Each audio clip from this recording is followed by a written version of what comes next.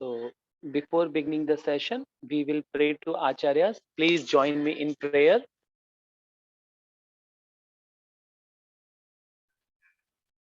Om Namo Bhagavate Vasudevaya. Om Namo Bhagavate Vasudevaya. Om Namo Bhagavate Vasudevaya.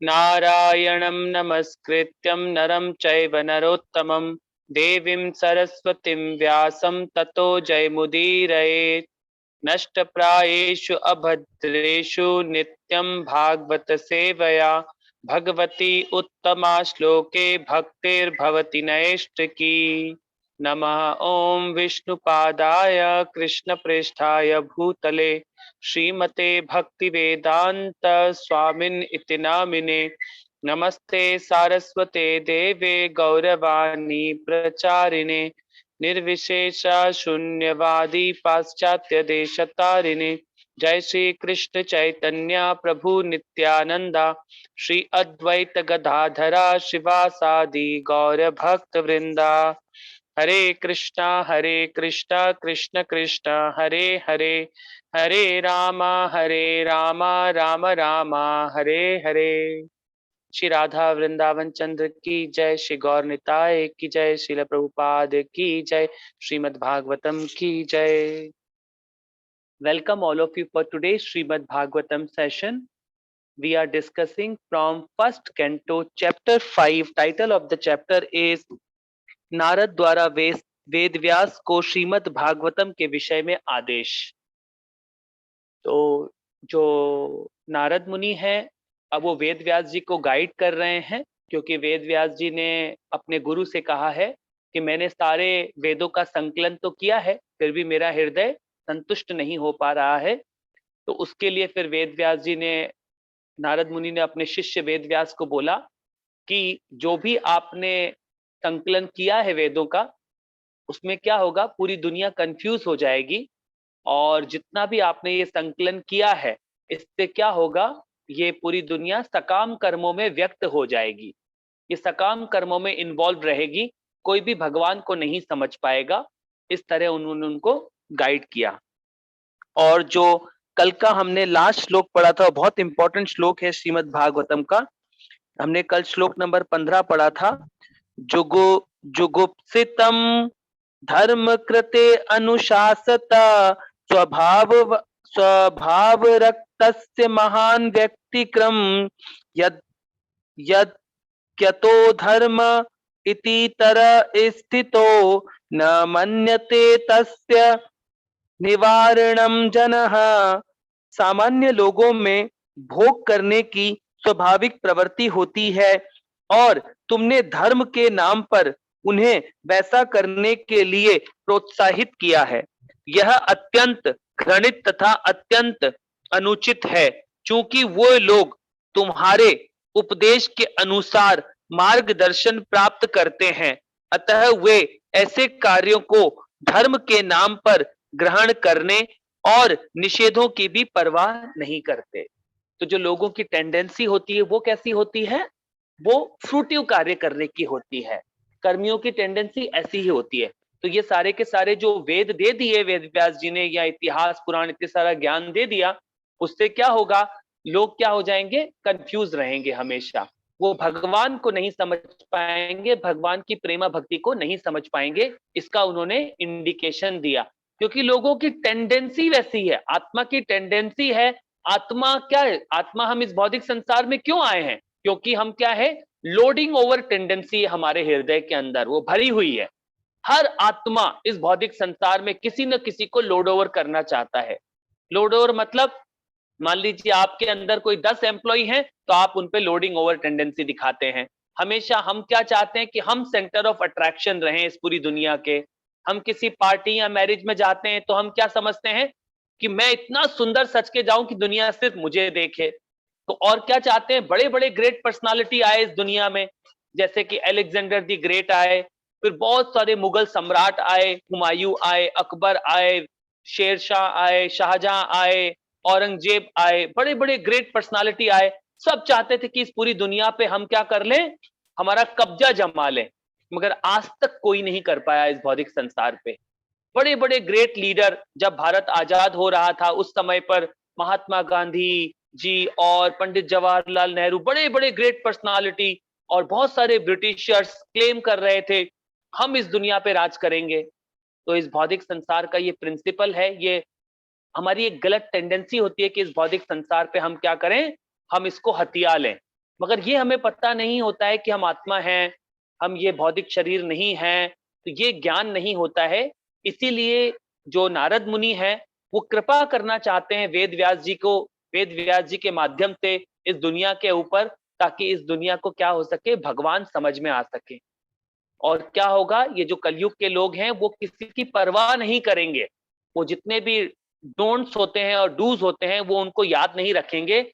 जितने भी हमें गलत कार्य नहीं करने हैं, जैसे कि वेदों की सहायता लेकर लोग क्या करते हैं, बहुत सारे गलत कार्यों में इन्वॉल्व हो जाते हैं। जैसे कि बहुत सारे वेदों को पढ़कर क्या बोलते हैं कि वेदों में ही लिखा है कि हमें पशुओं को काटना चाहिए, पशुओं की बलि देनी चाहिए। यस, वेदों में लिखा तो है, परंतु वेदों में उसके साथ बहुत सारी चीजें भी लिखी हुई हैं, वो उन सबको तो हटा देते हैं और क्या बोलते हैं, वेदों में लिखा है पशुओं की बलि दो। और वो पशुओं को दिन दहाड़े बड़े बड़े स्लॉटर हाउस बना लिए हैं इस पूरी दुनिया में, बड़ी बड़ी मशीनें लगा दी हैं, इतनी बड़ी बड़ी फैक्ट्रियां लगा दी हैं कि पशुओं को काटो।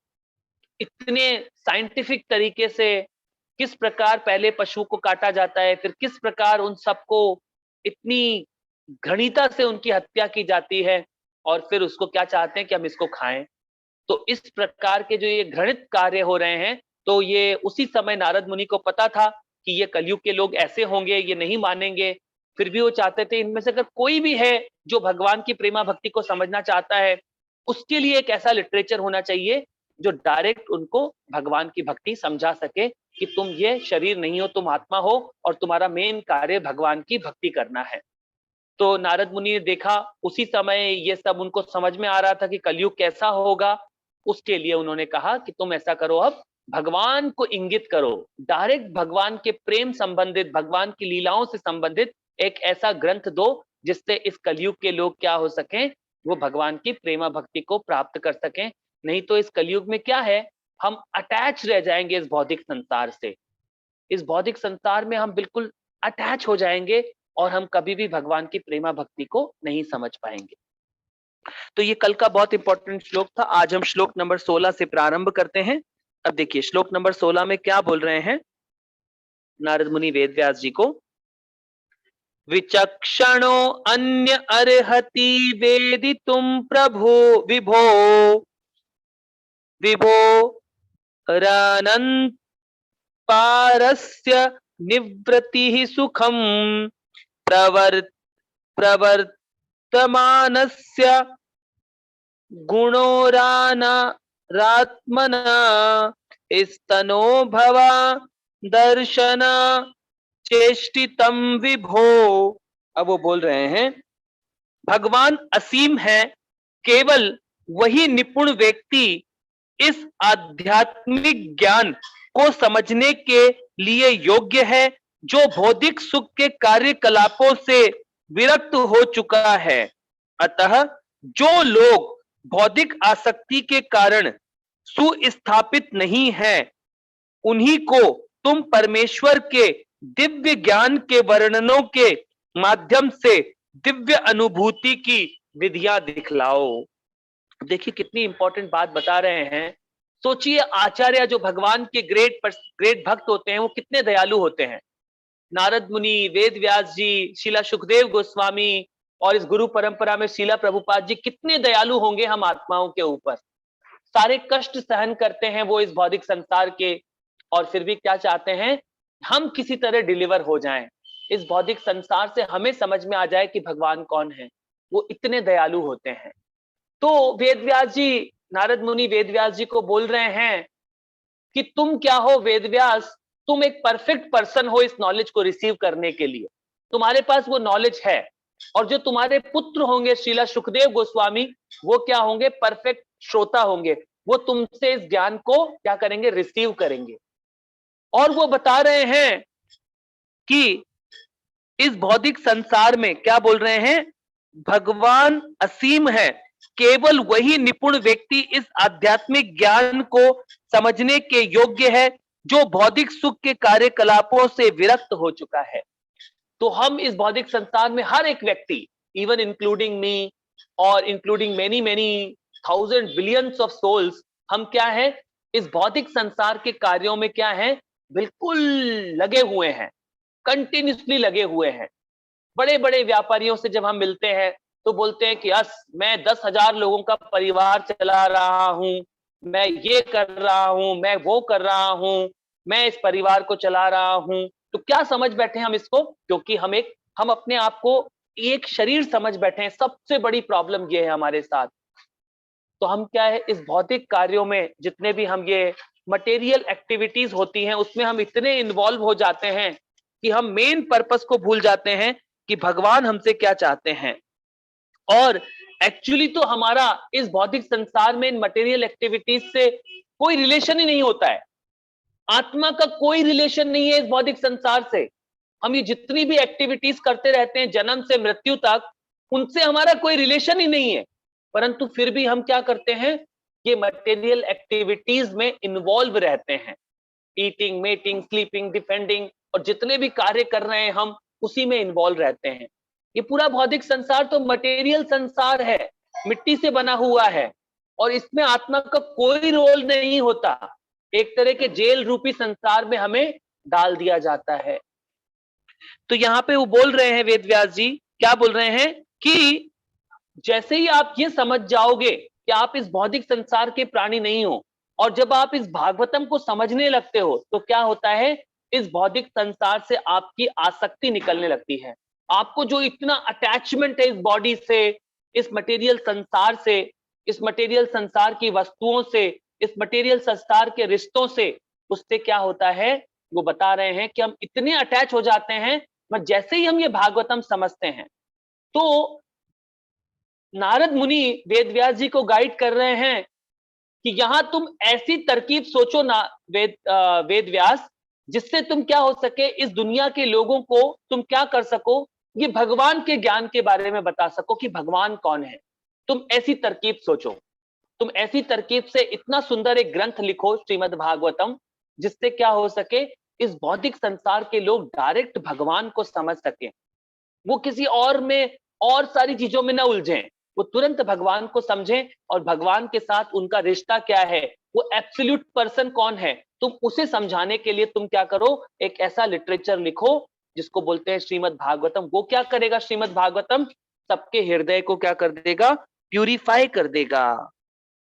नहीं तो क्या है, हमारे अंदर क्या है, वो चाहते हैं कि तुम एक्सक्लूसिवली अलग से डिस्क्राइब करो भगवान को, सिर्फ उस लिटरेचर में भगवान डिस्क्राइब होने चाहिए और कुछ भी डिस्क्राइब मत करना। ऐसा वो उनको गाइड कर रहे हैं, क्योंकि इस भौतिक संसार में सब लोग क्या हैं, इन भौतिक कार्यों में हम बहुत ज्यादा अटैच हैं।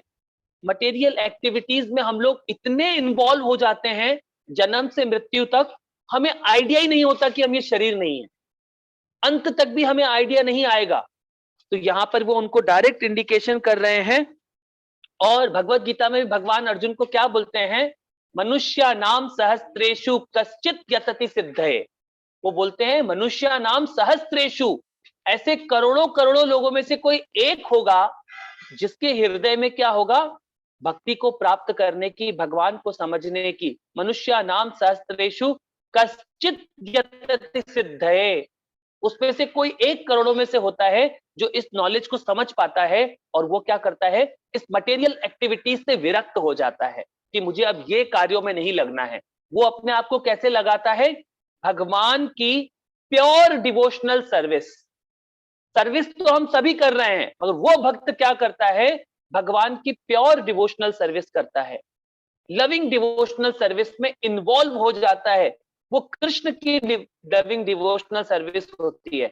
और प्रभुपाद जी बोलते हैं कृष्णा की सर्विस इतनी सुंदर है, इतनी सुंदर है, आप जितनी ज्यादा करेंगे उतने ज्यादा आप भगवान की सेवा में खुश होते चले जाएंगे। इतनी सुंदर है ये भगवान की सेवा।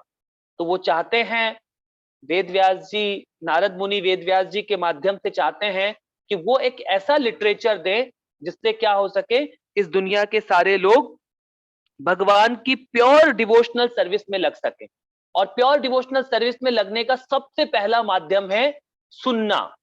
श्रीमद् भागवतम को जब आप अपने कान अच्छे से दे देते हो, कानों को अच्छे से दे दो इस श्रीमद् भागवतम को, ओरल रिसेप्शन, जब आप ध्यान से श्रवण करते हो इस भगवत गीता और श्रीमद् भागवतम का, उससे क्या होता है, हमारे तुरंत श्रवणम कीर्तनम स्मरणम विष्णुपाद सेवनम अर्चनम वंदनम दास्यम साख्यम आत्मनिवेदनम।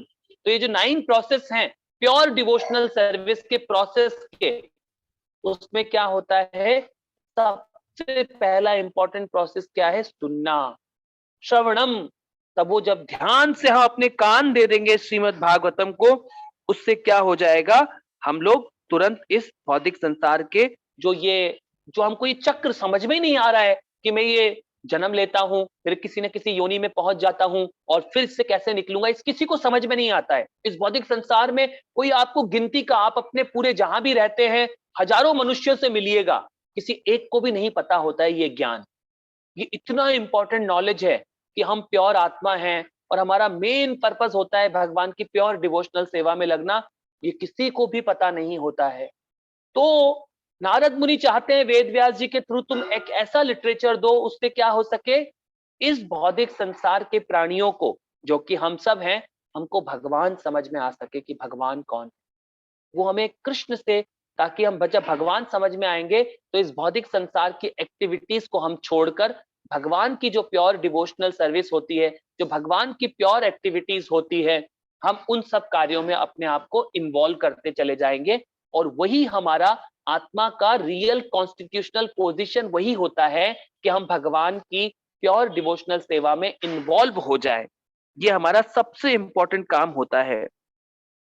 और Vedvyas ji is the right person to receive the knowledge, और शीला सुखदेव गोस्वामी क्या है, उनसे जो इस नॉलेज को रिसीव करने के लिए सही पर्सन है।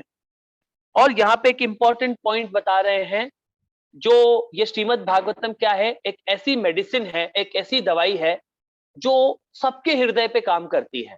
सबके हृदय पे, कोई भी व्यक्ति हो इस भौतिक संसार में, भले कितना ही लिप्त हो, वो उस पे भी काम करती है।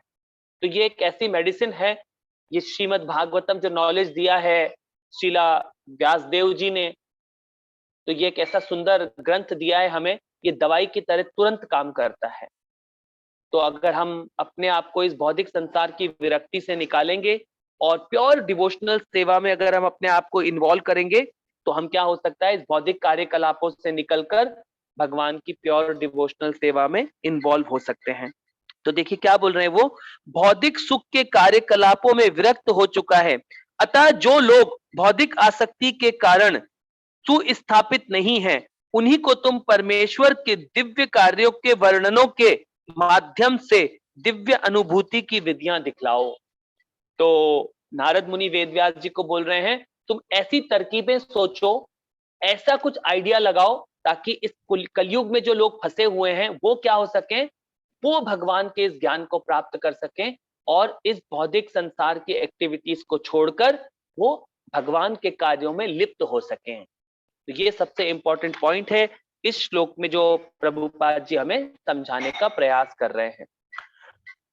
अब हम अगले श्लोक पर आते हैं, जो कि है श्लोक नंबर 17। अब देखिए उसमें क्या बोल रहे हैं वो, त्यक्त्वा स्वधर्मं चरणाम्बुजं हरे भगवन् को अथ पत्ते ततो यदि यत्र क भाव धर्म भूदु मुष्य किम को वार्था आप्तो अभजताम स्वधर्मतः। जिसने भगवान की भक्तिमय सेवा में प्रवृत्त होने के लिए अपनी भौतिक प्रवृत्तियों को त्याग दिया है, वह कभी कभी कच्ची अवस्था में नीचे गिर सकता है, तो भी उसके असफल होने का कोई खतरा नहीं रहता। इसके विपरीत अभक्त, चाहे वह अपनी प्रवृत्तियों कर्तव्यों में पूर्ण रूप से रत क्यों न हो, उसे कुछ भी लाभ नहीं होता। तो देखिए अब अभी तो क्या बोला, इसके पहले श्लोक में नारद मुनि ने वेदव्यास जी को गाइड किया कि तुम ऐसी तरकीब सोचो कि इस कलयुग के लोग क्या हो सके, जो मटेरियल एक्टिविटीज हैं, जो एंग्रोस्ड हैं इस भौतिक संसार के कार्यों को करने में, मीट ईटिंग, इंटॉक्सिकेशन, गैम्बलिंग और इलिसिट सेक्स, इस कार्यों में जो सब पूरी दुनिया इन्वॉल्व है, तुम ऐसी तरकीब सोचो कि इन लोगों को भगवत गीता भागवतम कैसे सिखाया जाए। ऐसा लिटरेचर दो ताकि ये क्या हो सके, भगवान की प्रेमा भक्ति को समझ सके। ऐसा वो उनसे नारद नारद मुनि ने वेदव्यास जी को बोला। अब वो बोलते हैं कि जिसने भगवान की भक्तिमय सेवा में प्रवृत्त होने के लिए अपनी बौद्धिक प्रवृत्तियों को त्याग दिया है, वह कभी कभी कच्ची अवस्था में नीचे गिर सकते हैं। तो क्या है, मान लीजिए आपने बौद्धिक सब छोड़ भी दिया और आपने भगवान की भक्ति शुरू कर दी, आपने प्रभुपाद जी की बात मानकर शुरू कर दी, परंतु क्या हुआ, फिर से कोई आपके जीवन में कोई ना कोई कठिनाई आई या कोई ना कोई प्रॉब्लम आई और मान लीजिए आपने फिर से भौतिक कार्यों में आप फिर से इन्वॉल्व हो गए, तो क्या इसमें कोई नुकसान है? तो यहाँ पे वो समझा रहे हैं हमें, वेदव्यास जी हमें समझाना चाहते हैं श्लोक के माध्यम से कि इसमें कोई नुकसान नहीं है। इस भौतिक संसार में अगर हमने रहकर भगवान के चरणों में अगर कुछ भी सेवा की है, इस प्योर डिवोशनल सर्विस में कुछ भी किया है, वो क्या होता है, हमारा परमानेंट अकाउंट होता है। परमानेंट अकाउंट से मतलब है, जिस प्रकार जैसे कि मान लीजिए आपने इस भौतिक संसार में मान लीजिए बहुत सारे कार्य किए और आपने भौतिक संसार के कार्य कर कर अपने बैंक अकाउंट में करीब 1 करोड़ रुपया जमा करके रखा है और मान लीजिए आज आपकी मृत्यु हो जाती है, तो आप मान लीजिए कल आपका इसी परिवार में जन्म होता है और आपको याद आ जाता है कि मैं लास्ट जन्म में ये पर्सन था, मेरा ये नाम था और ये मेरे सिग्नेचर थे, और मुझे क्या होगा, मैं बैंक जाकर मैंने जो 1 करोड़ रुपया वहां भूल के आया हूं, बैंक में जो छोड़ दिया था, आप जाइए उस बैंक मैनेजर के पास, बोलिए मैं लास्ट जन्म में ये व्यक्ति था और ये मेरे सिग्नेचर हैं, मुझे 1 करोड़ रुपया दे दीजिए। तो बैंक मैनेजर आपको नहीं देगा। तो इस भौतिक संसार में आप जो भी करते हैं उसका क्या इकट्ठा होता है, सिर्फ पाप और पुण्य इकट्ठे होते हैं और वो आपको आगे की योनियों में कंटिन्यू कराते हैं। परंतु अगर आपने कोई भी लविंग डिवोशनल सेवा की है, तो क्या बोल रहे हैं भगवान, इसमें कोई हानि नहीं है, उसमें कोई दिक्कत नहीं है, क्योंकि इस भौतिक संसार में मान लीजिए कोई इस पथ पे चल भी रहा है तो भी कोई लॉस नहीं है। तो इसके लिए यहाँ पर जो परपोर्ट है उसमें शीला प्रभुपाद जी ने एक बहुत सुंदर सा भागवतम का इंसिडेंट मेंशन किया है, वो है भरत महाराज की स्टोरी, इस श्रीमद् भागवतम में आएगी। जो इस पूरे भारत के राजा थे भरत महाराज ने इस पूरी दुनिया को त्याग कर क्या किया, वो भगवान की प्योर डिवोशनल सेवा करने के लिए एक जंगल में चले गए। जब वो भगवान की प्योर डिवोशनल सेवा बड़े ढंग से साधना कर रहे थे, डेली भगवान का अच्छे से जप कर रहे थे, और वो क्या हो गए, एक जो हिरणी होती है, जब वो अपने बच्चे को जन्म दे रही थी तो उनको वो देखा नहीं गया कि हिरणी और हिरणी का बच्चा मरने वाला है, तो उन्होंने तुरंत क्या किया, उस हिरणी के बच्चे को बचाकर अपने पास में रख लिया। वो धीरे धीरे वो हिरणी का बच्चा भरत महाराज के साथ ही रहता, उन्हीं के साथ ही खाता, उन्हीं के साथ ही घूमता, वो जंगल में जितने भी अपनी भक्ति के कार्यों में इन्वॉल्व रहते, वो हिरणी का बच्चा उनके साथ ही बैठा रहता। धीरे धीरे जो भरत महाराज थे वो हिरणी के बच्चे से अटैच हो गए। वो क्या हो गए, सोचिए पूरी दुनिया त्याग कर गए थे जंगल में भक्ति करने के लिए, पूरी दुनिया के राजा थे, मगर जंगल में जाकर वो किससे अटैच हो गए, एक हिरणी के बच्चे से अटैच हो गए, एक छोटे हिरन से अटैच हो गए। जब वो उस हिरन से अटैच हो गए तो उनको नेक्स्ट जन्म बताया जाता है, क्योंकि उन्होंने मृत्यु के समय पे उनको ये याद आ रहा था कि इस हिरणी के बच्चे को कौन संभालेगा, तो उनको ये याद आ रहा था।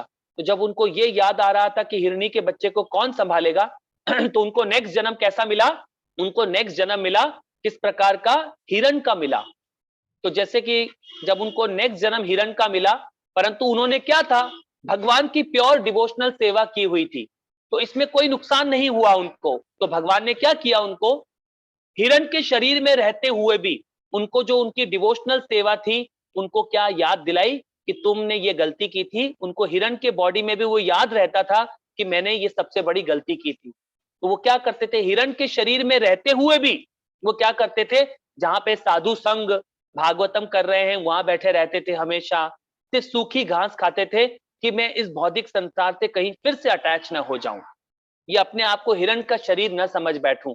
इस तरह उन्होंने अपने हिरण के शरीर को जब त्यागा तो उनका नेक्स्ट जन्म एक ब्राह्मण परिवार में हुआ, और वो उन्होंने इस प्रकार का बिहेवियर करते थे अपने परिवारजनों से, जैसे गूंगा और बहरा जिसको कुछ बोलना नहीं आता था, एक एक अडिक की तरह कोने में पड़े रहते थे। तो उनके परिवार वालों ने उनका नाम दे दिया कि इसका नाम रख दो जड़ भरत। जड़ मतलब जो जड़ हो गया है, जिसको कोई कार्यों में कोई इंटरेस्ट नहीं है, इस भौतिक संसार में वो जड़ हो गया है, तो उसका नाम जड़ भरत रखा गया।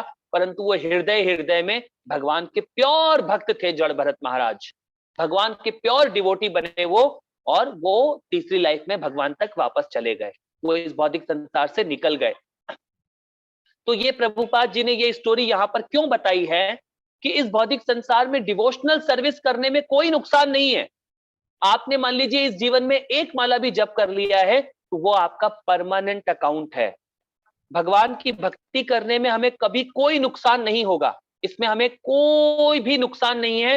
हम चाहे तो कितनी भी डिवोशनल सर्विस में अपने आप को इन्वॉल्व कर सकते हैं, और कोई 100% इन्वॉल्व कर लेता है इस भौतिक संसार के पूरी प्रवृत्तियों को छोड़कर, तो वो क्या हो जाता है, इसी भौतिक संसार में वो निकलकर भगवान के चरणों तक पहुंच पाता है। तो ये जीव की सिंसियरिटी होती है कि हम कितनी जल्दी भगवान तक जाना चाहते हैं, कितनी जल्दी भगवान के चरणों को अटेन करना चाहते हैं, ये हमारी सिंसियरिटी के ऊपर डिपेंड करता है। तो इस श्लोक में क्या बता रहे हैं वो, कि उनके असफल होने का कोई खतरा नहीं रहता, इसके विपरीत अभक्त चाहे वह अपनी प्रवृत्तियों कर्तव्यों में पूर्ण रूप से रत क्यों न हो, उसे कुछ भी लाभ नहीं होता। इस भौतिक संसार में कितने ही काम करिए गधे की तरह, जैसे गधा होता है ना, सिर्फ एक घास को प्राप्त करने के लिए खूब कार्य करता है, मगर उसको क्या होता है, ये नहीं पता होता है कि ये घास तो मैं फ्री में कहीं भी खा सकता हूं। तो ऐसे ये भौतिक संसार है, इस आत्मा और शरीर को साथ रखने के लिए हमें बहुत ज्यादा गधे की तरह हार्डवर्क नहीं करना होता है। कल मैं एक बहुत बड़े व्यापारी से मिला यहाँ पर कोलकाता में, मैं उनको इतना समझा रहा था कि किसी तरह भगवान की सेवा सबसे ज्यादा इंपॉर्टेंट है, मगर वो कुछ और ही चीजों पर बल दे रहे थे कि नहीं, मैंने इतने सारे प्रोजेक्ट ले रखे हैं, मैं इतने सारे कार्यों में इन्वॉल्व हूं, मैं कैसे कैसे ये करूंगा। उनको ये समझ में नहीं आ रहा था कि शरीर थोड़े ही दिनों में जा रहा है, अगर वो उन पशुओं को ही याद करते रह जाएंगे तो नेक्स्ट जन्म उनका फिर क्या हो जाएगा, पशु की तरह हो जाएगा। तो ये किसी को पता नहीं होता है कि ये भागवतम कितना इंपॉर्टेंट है। ये हमें इस भौतिक संसार से निकालना चाहता है ताकि हम भगवान के चरणों में जाकर प्योर डिवोशनल सर्विस में इन्वॉल्व हो सकें, और वो आत्मा का क्या है, सही आत्मा का सही कॉन्स्टिट्यूशनल पोजीशन है कि आत्मा भगवान के चरणों में रह सके और भगवान की प्योर डिवोशनल सेवा में इन्वॉल्व हो सके। और उससे बड़ा टेस्ट हमें इस पूरी दुनिया में कहीं भी नहीं मिलेगा। इस भौतिक संसार की एक्टिविटीज में हमें भगवान का जो प्योर डिवोशनल सेवा में जो टेस्ट है, इस भौतिक संसार में वो टेस्ट कहीं नहीं मिलता है। तो आज की कथा को हम यहीं विराम देते हैं, और कल से हम श्लोक नंबर, आज हमने 16 और 17 पढ़ा है, कल से हम श्लोक नंबर 18 पढ़ेंगे। आप सभी भक्तों का बहुत बहुत धन्यवाद। हरे कृष्णा। अब किसी का कोई प्रश्न है तो आप पूछ लीजिए।